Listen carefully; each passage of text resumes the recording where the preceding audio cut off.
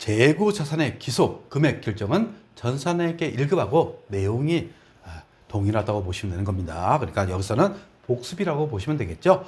취득원가는 매입가액에다가 부대비용을 가산하게 돼 있어요. 그리고 여기에 매입, 환출, 애누리, 할인 등을 차감하게 돼 있죠.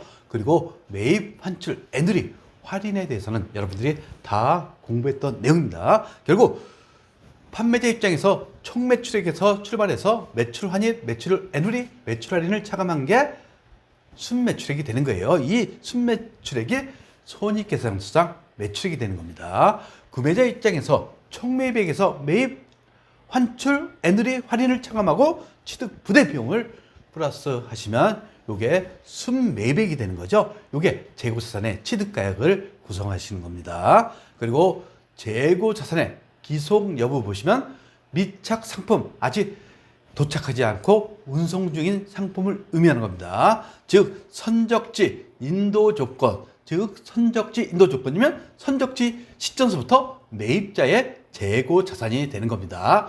근데 도착지 인도 조건은 아직 도착 안 했죠. 그러니까 판매자의 재고 자산이 된다는 거. 그리고 위탁품, 적송품, 이것은 수탁자가 고객에게 판매한 시점에 수익을 인식한다는 것은 결국 재고 자산에서 제외시킨다고 생각하시면 되는 겁니다. 그리고 시성품, 시용품, 소비자가 매입 의사를 표시한 날에 수익을 인식하게 되어 있죠. 그리고 반품률이 높은 재고 자산일 경우에 합리적으로 반품률을 추정이 가능할 경우에 판매로 인식합니다. 그래서 재고 자산에서 제외시킨다는 얘기나 같은 내용이 되는 거죠. 근데 반품률을 추정이 불가능해요. 그러면 얼마 팔렸는지 알 수가 없죠. 따라서 구매자가 인수를 수락하거나 반품 기간이 종료되는 시점에서 수익을 인식한다고 보시면 되겠습니다. 그리고 장단기 할부 판매 구분하지 않고 인도 시점에서 재고 자산에서 제한다는 것은 그때 수익으로 인식한다고 보시면 되겠어요. 그리고 수량 결정 방법에는 계속 기록법하고 실질 재고 조사법이 있다는 거 여러분 다 아실 겁니다. 즉 매출 수량을 카운트하고 기말 재고 수량을 계산하는 게 계속 기록법이에요. 그리고 그 반대, 즉 창고에 가서 재고를 조사해 봤더니 1000개예요. 그러면 매출 수량 10,000개로 추정하는 게 실질 재고 조사법이 되는 겁니다. 그러면 결국 기업의 기준은 실질 재고 조사법이 하에서 계속 기록법에 따라서 회계 처리하게 돼 있어요. 결국 기말 창고에 가 보니까 1000개예요. 장부에 기록한 것을 보니까 2000개가 되는 거예요. 이때 이것을 우리는 뭐라고 표현합니까? 감모라고 표현하죠. 따라서 감모는 계속 기록법 하에 기말 재고 수량에서 실질 재고 조사법 하에 기말 재고 수량을 차감한 게 감모가 되는 겁니다.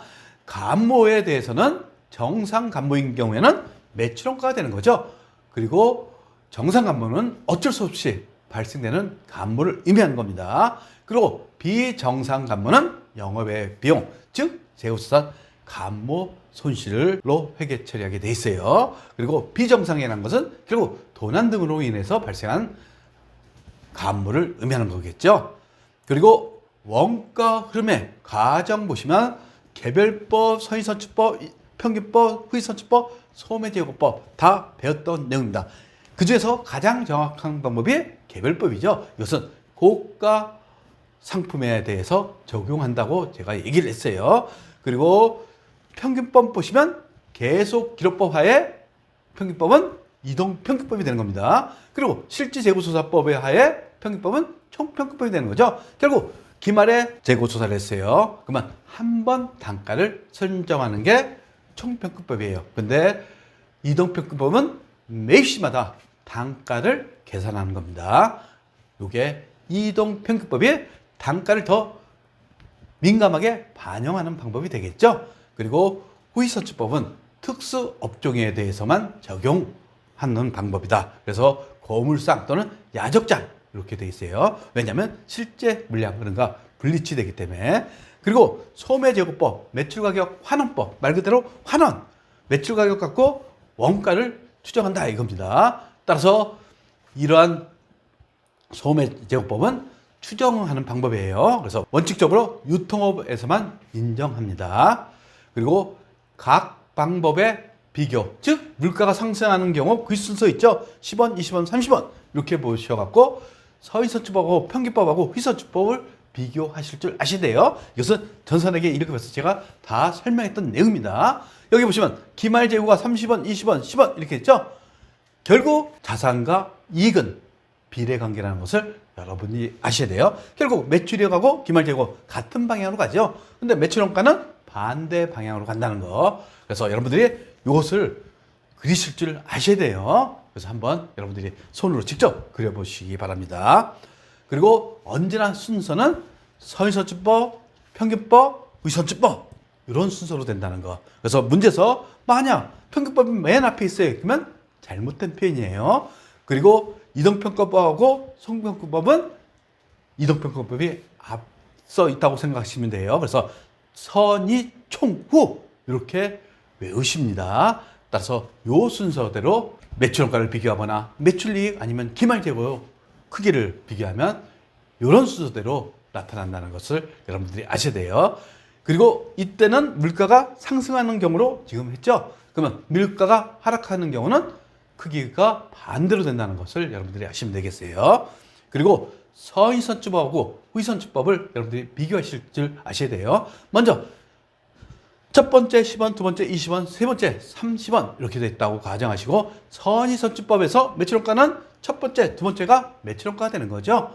그리고 세 번째가 기말재고가 되는 겁니다. 그러면 이거 갖고 이제 서희선주법을 한번 보시면 돼요. 물량 흐름하고 원가 흐름이 대체적으로 일치하죠. 즉 먼저 구입한 것을 먼저 판다고 가정하는 게 서희선주법이에요. 그리고 기말재고사산을 현행 원가로 표시한다고 되어 있죠. 여기 보시면 기말재고사산 세 번째 구입한 거죠. 이게 서희선주법이에요. 따라서 현행 원가, 즉 현재 시점의 원가라고 생각하시면 되는 거예요. 그리고 수익과 비용의 대응이 부적절하다. 왜? 수익은 현재 시점이죠. 지금 세 번째 시점이라고 보시면 되는 거예요. 근데 비용은 언제일까? 첫 번째, 두 번째 게 비용이 되니까 수익과 비용의 대응이 부적절하다. 이렇게 보시면 되는 거예요. 그러면 후희선주법은 여러분들 반대로 생각하시면 되는 겁니다. 즉 기말재고자산이 첫 번째 게 되는 거죠. 그리고 매출원가가 두 번째, 세 번째 구입한 게 되는 겁니다. 그리고 후희선주법은 물량 흐름과 원가 흐름이 불일치되죠.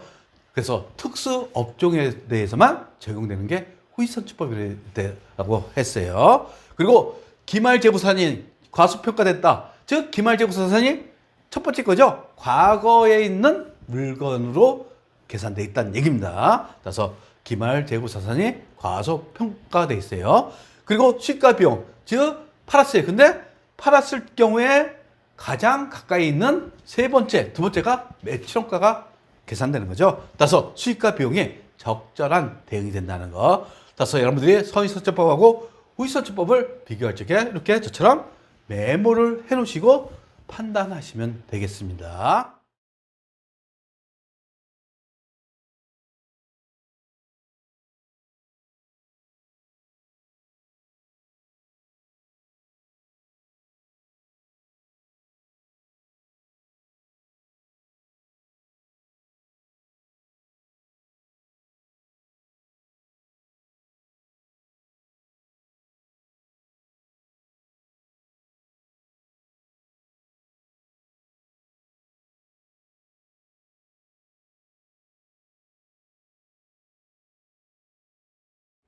구독과 좋아요는 우리에게 큰 힘이 됩니다.